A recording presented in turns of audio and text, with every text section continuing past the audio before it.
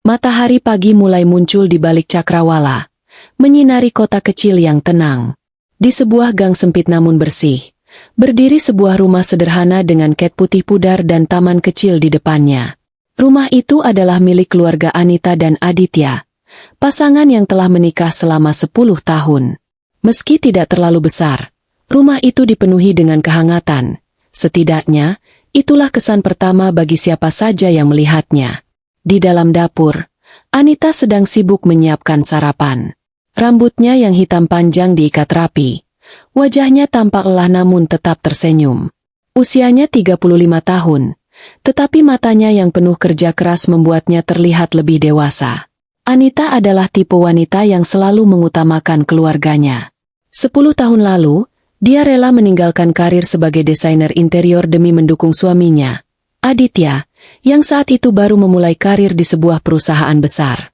Sambil memasak nasi goreng kesukaan anak-anaknya, Anita sesekali melirik jam dinding. Waktu sudah menunjukkan pukul 6 pagi, dan seperti biasa, Aditya belum bangun. Suaminya sering pulang larut malam karena pekerjaan, dan pagi-pagi begini dia lebih sering tidur daripada sarapan bersama keluarga. "Mama, aku lapar." Terdengar suara riang dari pintu dapur. Itu adalah Nisa, putri bungsunya yang berusia 6 tahun. Gadis kecil itu berlari-lari kecil menuju Anita, menarik ujung celemek ibunya. Anita tersenyum lembut. "Sebentar lagi selesai, sayang. Cuci tanganmu dulu, ya." Tak lama kemudian, Raka, putra sulung mereka yang berusia 9 tahun, masuk ke dapur dengan langkah santai. Dia membawa tas sekolahnya. Wajahnya tampak serius seperti biasanya. "Aku berangkat duluan. Ma, ada PR matematika yang harus dikumpulkan," katanya tanpa banyak bicara. Anita mengangguk. "Hati-hati di jalan, Nak. Jangan lupa salam buat Bu Guru, ya." Raka hanya mengangguk singkat sebelum keluar rumah. Meski jarang menunjukkan ekspresi emosional, Anita tahu bahwa Raka sangat menyayangi ibunya. Dia hanyalah anak yang pendiam dan lebih suka menyimpan perasaannya sendiri. Setelah anak-anak pergi, Anita akhirnya memutuskan untuk membangunkan Aditya. Dia mengetuk pelan pintu kamar tidur mereka. "Mas, sudah pagi. Bangun, ya. Nanti telat ke kantor," katanya lembut. Tidak ada jawaban. Anita membuka pintu dan melihat Aditya masih tertidur pulas di kasur. Dia tampak begitu lelah. Wajahnya pucat dan ada lingkaran hitam di bawah matanya. Anita menghela napas. Sudah beberapa bulan terakhir, Aditya semakin sering pulang larut malam. Kadang-kadang, dia bahkan tidak pulang sama sekali. Hanya mengirim pesan singkat bahwa dia harus lembur atau menghadiri rapat penting. Anita mencoba tidak curiga. Dia yakin bahwa Aditya hanya sedang bekerja keras demi masa depan keluarga. Namun, ada sesuatu dalam tatapan matanya belakangan ini yang membuat Anita merasa tidak nyaman. Suaminya tampak semakin dingin, dan interaksi mereka semakin jarang. Setelah Aditya bangun, meski agak terburu-buru, dia hanya sempat minum segelas kopi hitam yang disiapkan Anita sebelum pergi ke kantor. Anita berdiri di depan pintu, melambaikan tangan sambil tersenyum tipis. Namun, senyum itu hilang begitu mobil Aditya menghilang di tikungan jalan. Anita kembali ke dalam rumah. Dia merapikan meja makan yang hampir tidak tersentuh oleh Aditya, lalu membersihkan dapur. Pikirannya mulai dipenuhi oleh kekhawatiran. Selama 10 tahun, dia telah berusaha menjadi istri yang sempurna. Dia mengurus rumah tangga, merawat anak-anak, dan selalu mendukung Aditya dalam segala hal. Namun, kenapa hubungan mereka semakin jauh? Dia mencoba menghibur diri dengan berpikir positif. Mungkin Aditya hanya sedang stres karena pekerjaan. Mungkin dia benar-benar sedang berusaha keras untuk memberikan yang terbaik bagi keluarga. Namun, firasat buruk itu tetap ada, mengendap-endap di sudut hatinya seperti bayangan gelap yang sulit diabaikan. Hari-hari berlalu tanpa banyak perubahan di rumah Anita dan Aditya. Meski begitu, ada sesuatu yang berbeda di udara. Sesuatu yang sulit untuk dijelaskan, tetapi bisa dirasakan oleh Anita. Dia mulai memperhatikan detail-detail kecil dalam perilaku Aditya, hal-hal yang dulu tidak terlalu dia pikirkan. Pada suatu sore, Anita sedang menyapu halaman depan rumah. Anak-anak belum pulang dari sekolah, dan rumah terasa sunyi. Tiba-tiba, ponsel Aditya yang tertinggal di meja tamu berbunyi. Anita menghampiri meja itu dengan niat untuk menjawab panggilan tersebut. Tetapi matanya menangkap nama yang muncul di layar, Dewi. Jantung Anita berdegup kencang. Siapa Dewi? Mengapa namanya terlihat begitu familiar? Anita mencoba menenangkan dirinya sendiri. Mungkin hanya rekan kerja Aditya, pikirnya. Namun, rasa penasarannya semakin besar. Setelah beberapa detik ragu, dia akhirnya memutuskan untuk tidak menjawab panggilan itu. Dia hanya meletakkan ponsel kembali ke tempat semula. Namun, kejadian itu meninggalkan bekas di benak Anita. Nama Dewi terus terngiang-ngiang di kepalanya sepanjang hari. Malam harinya, ketika Aditya pulang, Anita mencoba bertanya dengan nada santai. "Mas, tadi siang ada yang nelpon kamu. Namanya Dewi," kata Anita sambil menyuguhkan secangkir teh hangat di meja makan. Aditya, yang sedang membuka dasi, mengangkat alisnya sejenak. "Oh, itu cuma teman kantor. Ada urusan pekerjaan," jawabnya singkat, lalu melanjutkan minum tehnya tanpa banyak bicara. Anita tersenyum tipis, tapi hatinya tidak tenang. Jawaban Aditya terdengar terlalu datar, seperti ada sesuatu yang disembunyikan. Namun, dia memilih untuk tidak mendesaknya. Lagi pula, apa buktinya? Hanya sebuah nama di layar ponsel. Anita mencoba menepis pikiran buruk itu dan kembali fokus pada rutinitasnya. Beberapa hari kemudian, Anita bertemu dengan Laras, teman lamanya yang bekerja di perusahaan yang sama dengan Aditya. Laras adalah satu-satunya orang yang masih sering berkomunikasi dengan Anita setelah dia berhenti bekerja 10 tahun lalu. Ketika mereka bertemu di sebuah kafe kecil di pusat kota, Laras tampak canggung sejak awal percakapan. "Kamu sudah lama nggak ke kantor, ya?" tanya Laras sambil mengaduk kopinya. "Iya, sudah 10 tahun lebih. Aku fokus urus anak-anak aja," jawab Anita dengan senyum ringan. "Ngomong-ngomong, gimana kabar Mas Aditya di kantor?" Laras terdiam sejenak, lalu menghela napas. "Sebenarnya, aku nggak tahu harus bilang apa. Tapi aku lihat, belakangan ini Mas Aditya sering keluar bareng Dewi." Anita merasakan jantungnya berdetak lebih cepat. "Dewi? Sekretaris barunya, ya?" "Iya," jawab Laras pelan.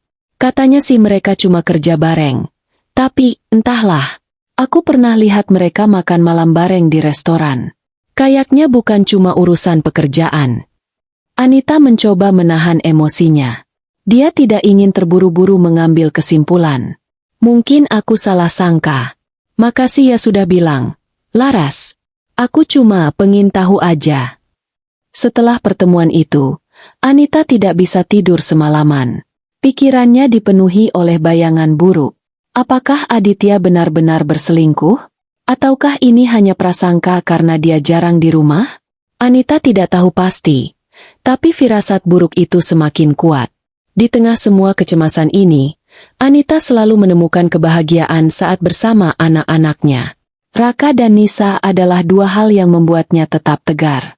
Setiap malam, mereka selalu berkumpul di ruang keluarga untuk bercerita tentang hari mereka.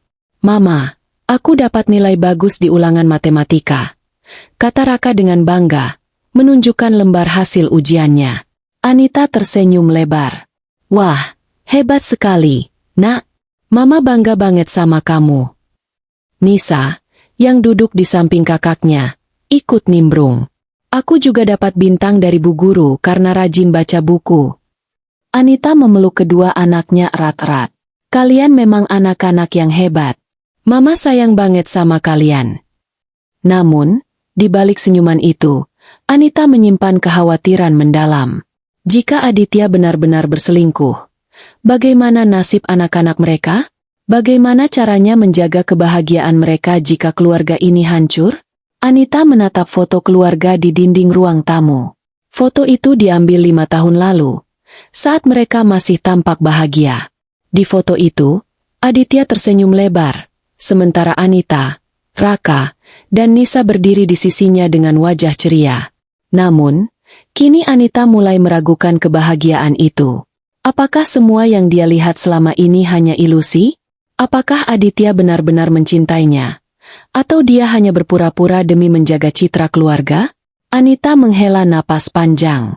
Dia tidak tahu apa yang akan terjadi besok, tapi satu hal yang pasti, dia tidak akan membiarkan siapapun menghancurkan keluarganya tanpa perlawanan. Pagi itu, Anita terbangun lebih awal dari biasanya. Ada sesuatu yang mengganggu tidurnya, sebuah mimpi buruk tentang Aditya dan Dewi. Dalam mimpinya, dia melihat Aditya tersenyum bahagia bersama Dewi di sebuah restoran mewah, sementara Anita sendirian di rumah, dikelilingi oleh kehampaan. Dia mencoba mengabaikan mimpi itu, tetapi bayangan Dewi terus menghantuinya sepanjang hari. Anita memutuskan untuk tidak tinggal diam. Dia harus mencari tahu apakah apa yang dikatakan Laras benar, atau hanya prasangka belaka. Setelah anak-anak berangkat sekolah dan Aditya pergi ke kantor, Anita memutuskan untuk menyelidiki. Dia membuka tas kerja Aditya yang tertinggal di meja tamu. Di dalamnya, dia menemukan beberapa struk pembelian dari toko-toko mewah dan restoran ternama. Semua struk tersebut ditulis atas nama Aditya dan Dewi. Anita merasa dadanya sesak.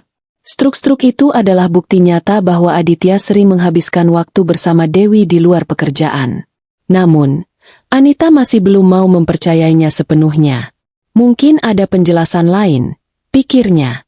Namun, rasa penasarannya semakin besar. Dia memutuskan untuk mencari tahu lebih lanjut. Dengan hati-hati, Anita membuka laci meja kerja Aditya, tempat dia biasa menyimpan dokumen-dokumen penting.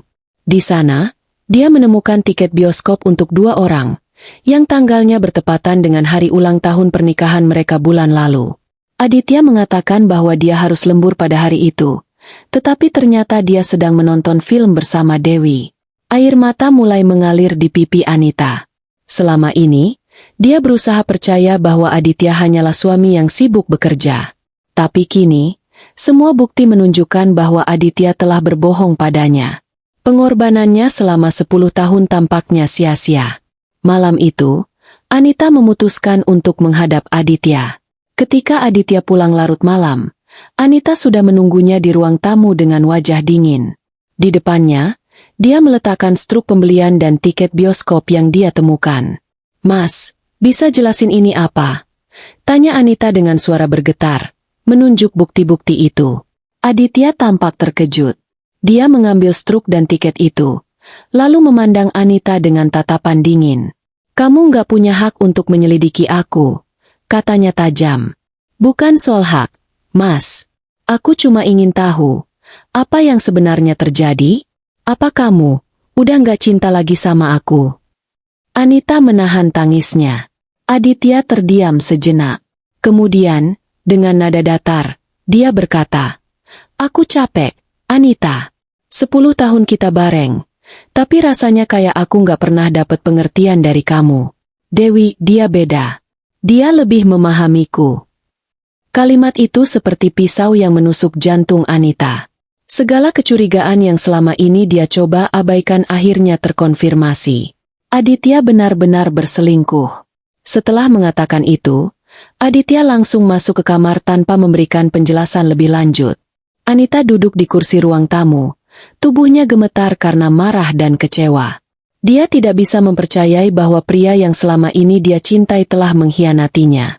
Di tengah malam yang sunyi, Anita memikirkan segala hal yang telah dia korbankan demi Aditya. Karir yang dia tinggalkan, waktu yang dia habiskan untuk merawat keluarga, dan cinta yang dia berikan tanpa syarat. Semua itu kini terasa seperti ilusi yang runtuh begitu saja. Namun, di balik rasa sakit itu, ada api kemarahan yang mulai menyala dalam diri Anita. Dia tidak akan membiarkan Aditya dan Dewi menghancurkan hidupnya tanpa perlawanan. Hari-hari berikutnya terasa seperti mimpi buruk bagi Anita. Setelah konfrontasi malam itu, hubungan antara Anita dan Aditya menjadi dingin seperti es. Aditya tidak pernah lagi mencoba menjelaskan atau meminta maaf. Dia hanya datang ke rumah untuk mandi, berganti pakaian, lalu pergi lagi.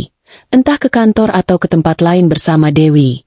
Anita merasa seperti hidup di neraka. Namun, rasa sakitnya perlahan-lahan berubah menjadi kemarahan yang mendalam. Dia tidak bisa membiarkan Aditya begitu saja menghancurkan keluarga mereka tanpa konsekuensi. Anita harus bertindak. Pagi itu, Anita memutuskan untuk tidak menyerah pada kesedihan. Dia bangun lebih awal, membersihkan diri, dan duduk di meja kerja Aditya. Di depannya, dia membuka laptop suaminya dengan hati-hati. Anita tahu bahwa ini mungkin langkah yang berisiko, tetapi dia tidak punya pilihan lain. Dia harus mencari tahu sejauh mana perselingkuhan Aditya telah berkembang. Setelah berhasil membuka laptop Aditya, Anita menemukan folder rahasia yang berisi email-email dan dokumen penting. Salah satu email dari Dewi menarik perhatiannya. Di dalam email itu, Dewi menulis, "Mas Adit, aku sudah siapkan semua dokumennya. Kita tinggal tunggu waktu yang tepat untuk bicarakan soal aset-aset itu dengan pengacara." Anita membaca email itu berulang kali. Dadanya sesak. Ternyata, selain berselingkuh, Aditya juga telah merencanakan sesuatu yang jauh lebih besar, memindahkan aset keluarga ke nama Dewi. Anita tidak hanya dikhianati secara emosional, tetapi juga secara finansial. Anita menyadari bahwa dia tidak bisa menghadapi masalah ini sendirian. Dia membutuhkan bantuan profesional. Hari itu, Anita menghubungi Bu Ratna, seorang pengacara kenalan Laras yang ahli dalam kasus perceraian dan harta gono gini. Bu Ratna adalah wanita parubaya yang tegas namun bijaksana, dan Anita yakin bahwa dia bisa dipercaya. Setelah janji temu disepakati, Anita pergi ke kantor Bu Ratna keesokan harinya. Di sana, dia menceritakan semua yang telah terjadi, perselingkuhan Aditya, bukti-bukti yang dia temukan, bahkan rencana pemindahan aset keluarga ke nama Dewi. Bu Ratna mendengarkan dengan tenang, lalu berkata, "Ibu Anita, ini adalah kasus yang serius. Tapi jangan khawatir, kita bisa melawannya. Yang pertama harus ibu lakukan adalah mengumpulkan semua bukti yang ada, email, struk, dokumen apapun yang bisa membuktikan bahwa suami ibu sedang berusaha mengalihkan aset keluarga." Anita mengangguk mantap. "Saya akan lakukan apapun demi anak-anak saya. Saya tidak akan membiarkan mereka kehilangan hak atas warisan mereka." Setelah pertemuan dengan Bu Ratna, Anita pulang ke rumah dengan tekad baru. Malam itu, ketika Aditya pulang, Anita langsung menghadapnya dengan nada tegas. "Mas, aku sudah tahu semuanya," kata Anita dingin. "Aku tahu tentangmu dan Dewi. Aku juga tahu rencanamu untuk memindahkan aset keluarga ke nama dia." Aditya tampak terkejut, tapi hanya sesaat. Kemudian, dia tertawa sinis. "Jadi, apa yang mau kamu lakukan? Kamu pikir aku akan berhenti cuma karena kamu tahu? Aku akan melawanmu, Mas," jawab Anita dengan suara mantap. "Aku sudah bicara dengan pengacara. Kalau kamu tidak sadar diri, maka aku akan bawa masalah ini ke jalur hukum." Untuk pertama kalinya, Aditya tampak goyah. Dia tidak menyangka bahwa Anita akan berani melawan. Namun, alih-alih takut, dia malah tersenyum licik. "Silakan saja. Tapi ingat, semua aset itu atas namaku. Kamu nggak punya apa-apa." Kata-kata itu membuat darah Anita mendidih. Tapi dia tidak menunjukkan rasa takutnya. Sebaliknya, dia hanya memandang Aditya dengan tatapan dingin. "Kita lihat nanti, Mas. Kita lihat siapa yang akan menang." Hari-hari berikutnya menjadi seperti medan perang bagi Anita. Setelah keputusannya untuk melawan Aditya, dia menyadari bahwa jalan ini tidak akan mudah. Aditya bukan tipe orang yang akan menyerah begitu saja. Dia mulai menunjukkan sisi manipulatifnya, mencoba membalikan situasi agar terlihat seperti Anita yang bersalah. Aditya mulai menggunakan segala cara untuk membuat Anita terlihat buruk di mata anak-anak. Suatu malam, saat makan malam bersama Raka dan Nisa, Aditya berkata dengan nada datar, "Mama kalian belakangan ini sering keluar rumah ya. Sepertinya Mama sudah tidak fokus lagi merawat kalian." Raka dan Nisa hanya diam, bingung dengan perkataan ayah mereka. Anita langsung menyadari apa yang sedang Aditya lakukan, mencoba membuat anak-anak meragukan cinta ibu mereka. "Mama hanya pergi untuk urusan penting, Nak," kata Anita lembut kepada anak-anaknya. Semua yang Mama lakukan demi kalian. Namun, Aditya tidak berhenti di situ. Dia juga mulai membujuk Raka untuk lebih dekat dengannya. Kamu tahu, Nak, kalau ada masalah, kamu bisa cerita sama Papa. Papa selalu ada untuk kamu. Anita merasa hatinya diremas-remas. Dia tahu bahwa Aditya sedang mencoba merebut hati anak-anak. Tapi dia tidak bisa menyalahkan mereka jika mereka mulai ragu. Bagaimanapun, Aditya adalah ayah mereka. Untuk menguatkan dirinya, Anita memutuskan untuk mencari dukungan dari orang-orang terdekatnya. Dia menghubungi Laras, sahabat lamanya, untuk curhat dan meminta saran. Laras, aku takut anak-anak mulai menjauh dariku, kata Anita dengan suara bergetar. Aditya sedang mencoba mempengaruhi mereka. Laras mendengarkan dengan sabar, lalu berkata, Anita, kamu harus tetap tenang. Jangan biarkan Aditya menguasai situasi. Kamu adalah ibu mereka, dan mereka pasti mencintaimu. Yang penting, kamu harus terus menunjukkan bahwa kamu ada untuk mereka. Anita mengangguk. Dia tahu bahwa Laras benar. Dia tidak boleh menyerah pada tekanan Aditya. Malam itu, Anita memutuskan untuk lebih dekat dengan anak-anaknya. Dia mulai menghabiskan waktu lebih banyak bersama mereka, bermain dengan Nisa di halaman, membantu Raka belajar, dan memasak makanan favorit mereka. Sementara itu, Anita juga mulai menyelidiki lebih dalam tentang Dewi. Dengan bantuan Bu Ratna, dia berhasil mendapatkan informasi bahwa Dewi telah membeli sebuah apartemen mewah atas nama Aditya. Ternyata, rencana pemindahan aset sudah berjalan lebih jauh dari yang Anita duga. Suatu sore, Anita memutuskan untuk menghadap Dewi secara langsung. Dia pergi ke kantor tempat Dewi bekerja dan menunggunya di parkiran setelah jam kerja. Dewi, panggil Anita ketika wanita muda itu keluar dari gedung. Dewi tampak terkejut melihat Anita. Bu, Ibu Anita, ada apa? Aku tahu semuanya, kata Anita dingin. Aku tahu hubunganmu dengan suamiku, dan aku tahu rencanamu untuk mengambil alih aset keluargaku. Dewi tersenyum sinis. Ibu pikir aku peduli? Mas Aditya sudah memilih aku, bukan ibu. Mungkin ibu harus menerima kenyataan bahwa hidup ibu sudah berakhir. Kata-kata itu seperti cambuk yang menyakitkan, tapi Anita tidak menunjukkan rasa takutnya. Sebaliknya, dia hanya tersenyum tipis. Kita lihat siapa yang akan menang. Dewi, aku tidak akan menyerah tanpa perlawanan. Setelah percakapan itu, Anita meninggalkan Dewi dengan tatapan dingin. Dia tahu bahwa Dewi tidak akan menyerah begitu saja, tapi Anita juga tidak akan mundur. Meski berusaha tegar, Anita tidak bisa sepenuhnya mengabaikan tekanan emosional yang dia rasakan. Setiap malam, dia menangis sendirian di kamar, memikirkan bagaimana semua ini bisa terjadi. Namun, di pagi hari, dia selalu bangun dengan tekad baru. Dia tidak akan membiarkan Aditya dan Dewi menghancurkan hidupnya. Hari itu tiba, hari di mana Anita harus menghadapi Aditya di pengadilan. Setelah berbulan-bulan menyusun bukti dan berkonsultasi dengan Bu Ratna, kasus perceraian mereka akhirnya disidangkan. Bagi Anita, ini bukan hanya tentang memperebutkan harta Gonogini, tetapi juga tentang keadilan bagi dirinya dan anak-anaknya. Ruang sidang dipenuhi oleh suasana tegang. Anita duduk di kursi saksi bersama Bu Ratna, sementara Aditya tampak tenang di sisi lain ruangan, didampingi pengacaranya sendiri. Dewi tidak hadir, namun bayang-bayangnya ada di setiap argumen yang dilontarkan Aditya. Bu Ratna membuka persidangan dengan memaparkan bukti-bukti yang telah dikumpulkan Anita. Email antara Aditya dan Dewi, struk pembelian atas nama Dewi, dokumen pemindahan aset, serta rekaman CCTV yang menunjukkan Aditya sering bertemu Dewi di tempat-tempat mewah. Yang mulia, kata Bu Ratna dengan nada tegas, klien kami, Anita, telah menunjukkan bahwa suaminya, Aditya, telah melakukan tindakan tidak adil dengan memindahkan aset keluarga kepada pihak ketiga tanpa persetujuan klien kami. Ini adalah pelanggaran serius terhadap hak-hak istri dalam pernikahan. Aditya hanya tersenyum sinis mendengar argumen itu.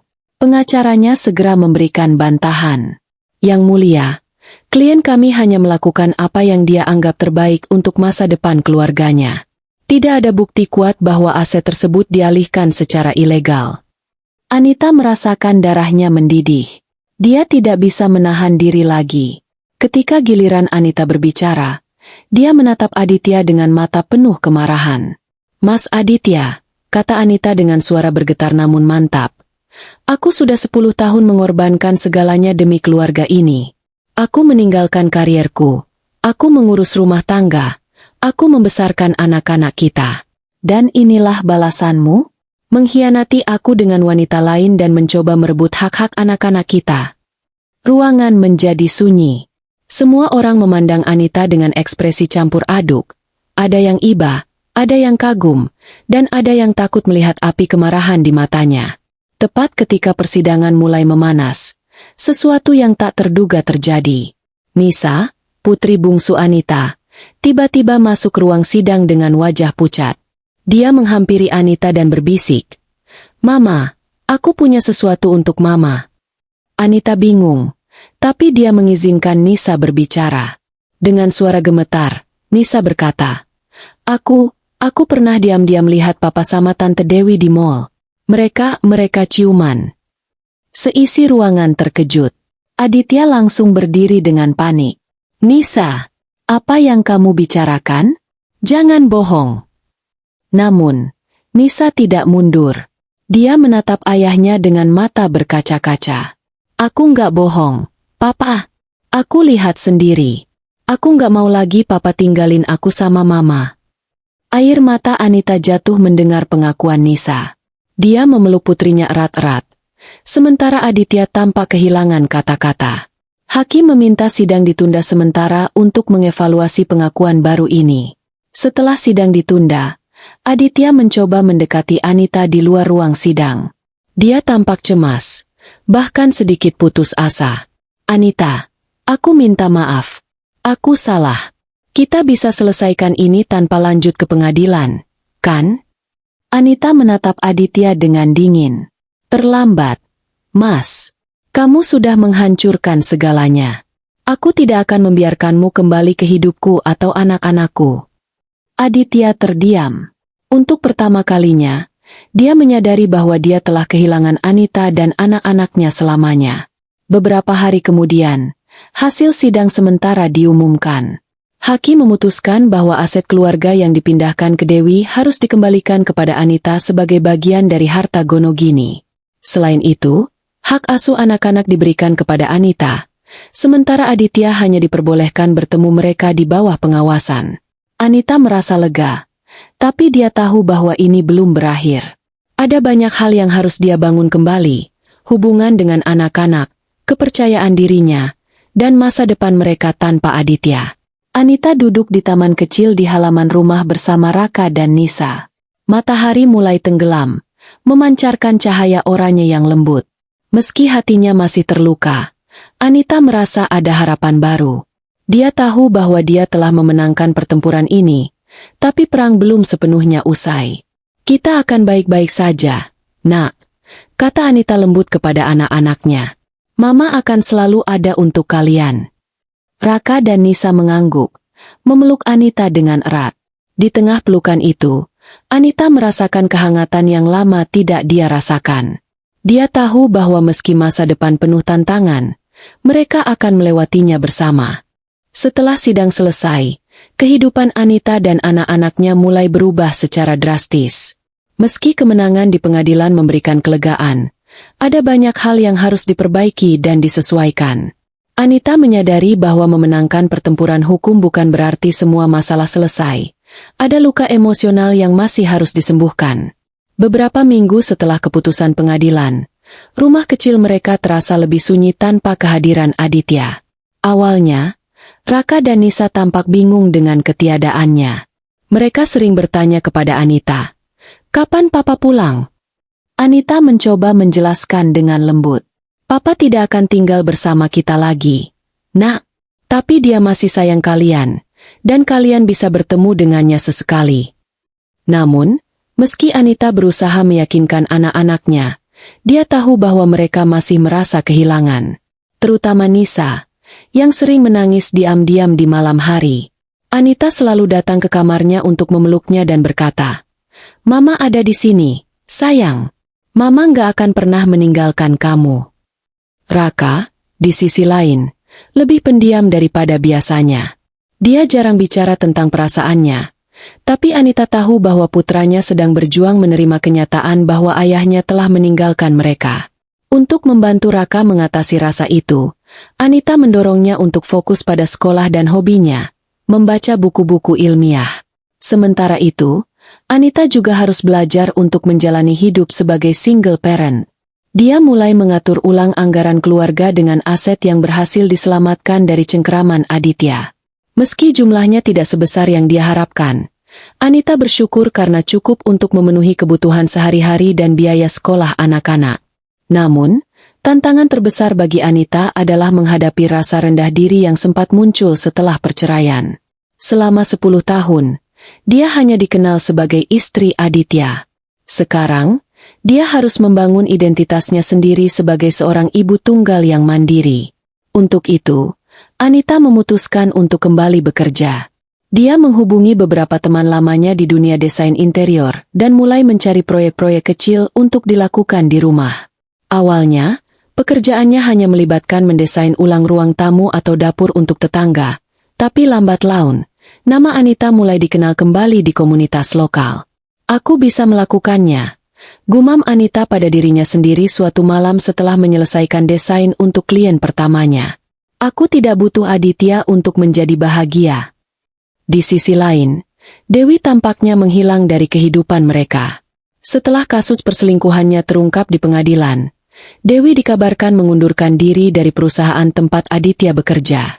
Anita tidak pernah mendengar kabar tentang wanita itu lagi, dan dia tidak peduli.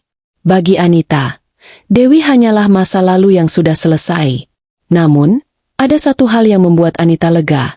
Dewi tidak lagi memiliki akses ke aset-aset keluarga mereka. Semua aset yang dipindahkan telah dikembalikan ke nama Anita, dan dia memastikan bahwa uang tersebut digunakan untuk kepentingan anak-anaknya. Sementara Anita dan anak-anaknya mulai bangkit, kehidupan Aditya justru semakin runtuh. Setelah kekalahannya di pengadilan, Aditya kehilangan segalanya, keluarganya, asetnya, bahkan karir di perusahaan tempat dia bekerja. Reputasinya hancur karena skandal perselingkuhan dan manipulasinya terungkap ke publik. Suatu hari, Anita mendapat kabar dari Laras bahwa Aditya telah pindah ke kota lain dan bekerja sebagai karyawan biasa di sebuah perusahaan kecil. Kabar itu membuat Anita merasa campur aduk. Ada sedikit rasa iba, tapi juga lega karena Aditya akhirnya menanggung konsekuensi dari tindakannya. "Aku harap dia belajar dari kesalahannya," kata Anita pelan kepada Laras. "Tapi aku nggak akan pernah membiarkan dia kembali ke hidup kami." Meski masa lalu masih meninggalkan bekas, Anita mulai menemukan kebahagiaan baru dalam kehidupannya. Dia semakin dekat dengan anak-anaknya, dan hubungan mereka semakin erat. Di akhir pekan, mereka sering pergi ke taman atau menonton film bersama di rumah. Anita juga mulai menjalin persahabatan baru dengan tetangga-tetangga yang mendukungnya selama proses perceraian. Suatu sore, saat matahari mulai tenggelam, Anita duduk di kursi taman kecil di halaman rumah bersama Raka dan Nisa. Anak-anaknya tertawa riang sambil bermain di halaman, sementara Anita tersenyum melihat mereka. "Aku bangga dengan kalian," kata Anita lembut. "Kita sudah melewati masa-masa sulit, dan sekarang kita lebih kuat dari sebelumnya." Raka dan Nisa mengangguk, lalu memeluk Anita erat. Di momen itu, Anita merasakan bahwa meski kehidupan tidak sempurna, mereka masih memiliki satu sama lain. Itu sudah cukup. Setahun telah berlalu sejak perceraian Anita dan Aditya. Banyak hal telah berubah dalam kehidupan mereka, tetapi perubahan itu membawa mereka menuju arah yang lebih baik. Rumah kecil mereka yang dulu dipenuhi ketegangan kini menjadi tempat penuh cinta, tawa, dan kehangatan. Anita telah menjalani transformasi besar dalam hidupnya. Dari seorang istri yang mengorbankan segalanya demi keluarga, kini dia menjadi wanita mandiri yang bangga dengan pencapaiannya. Bisnis desain interior yang dimulainya secara kecil-kecilan telah berkembang pesat. Klien-klien dari berbagai kalangan mulai mempercayakan proyek mereka kepada Anita, dan dia bahkan berhasil menyewa asisten untuk membantu pekerjaannya. Suatu hari, Anita menerima penghargaan sebagai pengusaha inspiratif lokal dari sebuah komunitas bisnis di kotanya. Saat naik ke panggung untuk menerima penghargaan, Anita merasa seperti sedang bermimpi. Aku ingin berterima kasih kepada anak-anakku, Raka dan Nisa, yang selalu mendukungku, kata Anita dengan suara bergetar penuh emosi. Dan juga kepada diriku sendiri, karena aku tidak menyerah meski hidup seringkali sulit. Di antara penonton, Raka dan Nisa tersenyum bangga melihat ibu mereka di atas panggung. Mereka tahu betapa keras Anita bekerja untuk membangun kehidupan baru bagi mereka. Raka dan Nisa juga telah banyak berubah. Raka, yang dulu pendiam dan tertutup, kini menjadi anak yang lebih terbuka. Dia aktif di sekolah, terutama dalam klub sains, dan sering membantu Anita dengan pekerjaan rumah. Dia juga mulai belajar memasak, meskipun hasilnya kadang-kadang kurang sempurna. Nisa, di sisi lain, telah menemukan bakatnya dalam seni. Dia sering menggambar atau melukis di waktu luangnya, dan beberapa karyanya bahkan dipajang di pameran seni lokal. Anita sangat bangga melihat putrinya mengejar hasratnya tanpa rasa takut. Suatu sore, saat mereka duduk bersama di ruang keluarga, Nisa bertanya, "Mama, apa kita akan selalu baik-baik saja?" Anita tersenyum lembut, lalu memeluk anak-anaknya erat. "Selama kita saling mencintai dan mendukung satu sama lain, kita akan selalu baik-baik saja." Sementara itu, kabar tentang Aditya masih sesekali terdengar melalui laras. Setelah kehilangan segalanya, Aditya mencoba memperbaiki hidupnya di kota lain. Namun, dia tidak pernah bisa mendapatkan kembali kebahagiaan yang dia tinggalkan di rumah Anita. Kabarnya, dia sekarang tinggal sendirian di sebuah apartemen kecil, bekerja keras untuk memenuhi kebutuhan hidupnya. Anita tidak pernah lagi memikirkan Aditya.